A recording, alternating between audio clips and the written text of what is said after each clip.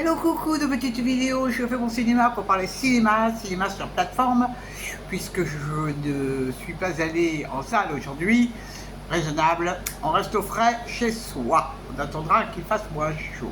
Donc j'ai vu aujourd'hui un film réalisé par Isabelle Carré, avec Isabelle Carré, entre autres, et d'autres acteurs et actrices dont je mettrai le nom en annexe, qui s'appelle Les Rêveurs.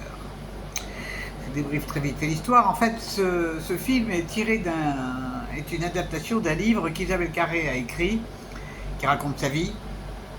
Et en fait, ça parle des problèmes psychiques chez les jeunes adolescents et de la détresse, puisque on va voir donc cette jeune fille qui va être enfermée en hôpital psychiatrique à Necker. Comment ça se passe, l'internement des jeunes, où il ne se passe pas grand-chose d'ailleurs. Et surtout, on va assister à l'évolution de cette jeune fille qui est issue d'une famille déjà très compliquée, avec une mère très particulière, un père un peu bizarroïde. Et elle va réussir à s'en sortir grâce au théâtre. Et elle-même va appliquer l'art-thérapie et l'écriture pour aider des jeunes qui ont des problèmes psychiques. Qu'est-ce que j'ai pensé de ce film? J'ai adoré ce film parce que ça me parle beaucoup, non pas que j'ai été enfermé en hôpital psychiatrique, mais parce que je suis une grande convaincue sur l'art-thérapie, notamment l'écriture, mais il y a aussi le théâtre, la peinture.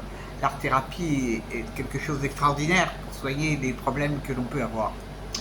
Et ça ressort bien dans ce film, ça ressort bien. Ce qui est... Bon, son histoire est terrible, hein, mais ce qui est absolument fabuleux dans ce film, c'est l'interprétation des acteurs. Tous les acteurs, même ceux qui ne sont pas connus, parce qu'il y a des acteurs connus bien sûr, mais les jeunes acteurs sont extraordinaires. Vraiment, chapeau, ils sont remarquables, très émouvants. Bon, c'est vrai que c'est délicat de raconter sa vie dans un film, mais là il n'y a jamais de pathos. On est ému, mais il y a de quoi être ému parce que la jeune interprète est extraordinaire. Vraiment, pas remarquable, cette bombe-là, remarquable. Donc c'est vrai que on en parle beaucoup actuellement, hein, de la détresse psychique des jeunes.